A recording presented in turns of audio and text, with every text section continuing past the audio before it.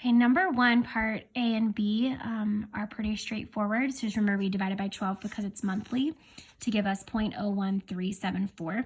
If you rounded this to like 0.014, just know that your numbers are going to be slightly different, but make sure that they're in close proximity. I'm going to use as close as I can here.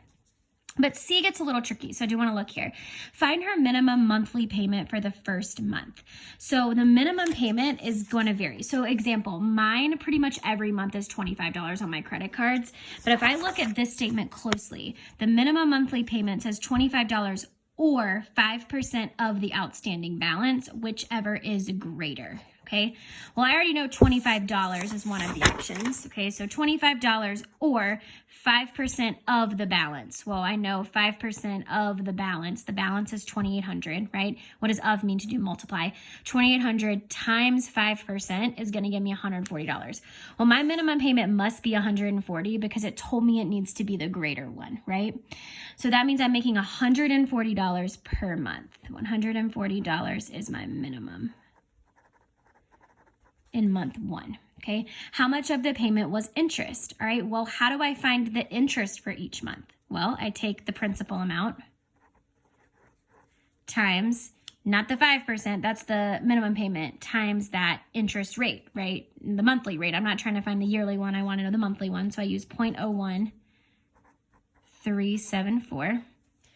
So I do 2,800 times 0.01374, and I get $38.47.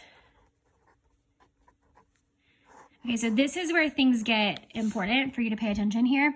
So yes, I'm paying $140. That does not mean that's going to bring my principal down by $140. I have to also remember that I have to include the interest, right? So how much is actually paid towards the principal?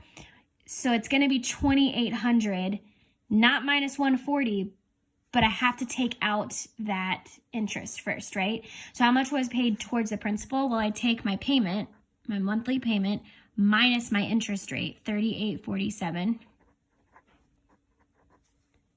And that's going to give me minus $101.53.